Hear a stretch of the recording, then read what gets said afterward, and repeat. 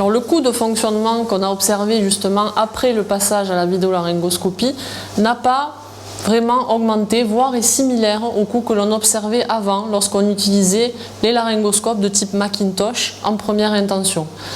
Une des explications, quand on fait les comptes, c'est vraiment le dispositif, c'est vraiment la diminution du recours aux dispositifs d'intubation difficile comme les lames hyperangulées et aussi les masques laryngés d'intubation.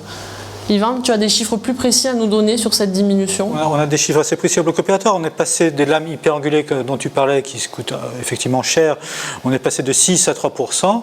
Et bien qu'on soit passé à 70% de lames Macintosh pour les vidéolaryngoscopes, avec plus que 27% de Macintosh, globalement, on a un budget qui s'est maintenu à l'année antérieure.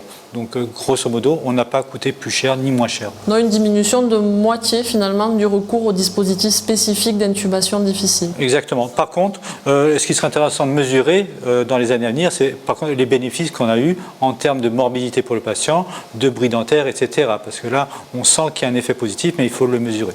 C'est-à-dire que ce que vous êtes en train de dire, c'est que pour une équipe qui voudrait implémenter ce dispositif, le facteur budgétaire doit être pris en compte bien évidemment, mais il ne faut pas tout de suite que ce doit être un frein, il faut prendre une prise en charge globale.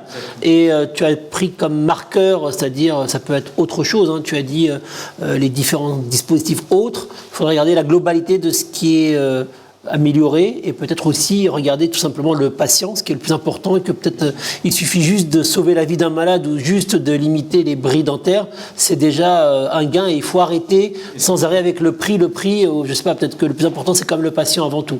Quand on a quelque chose qui marcherait mieux, pourquoi s'en priver?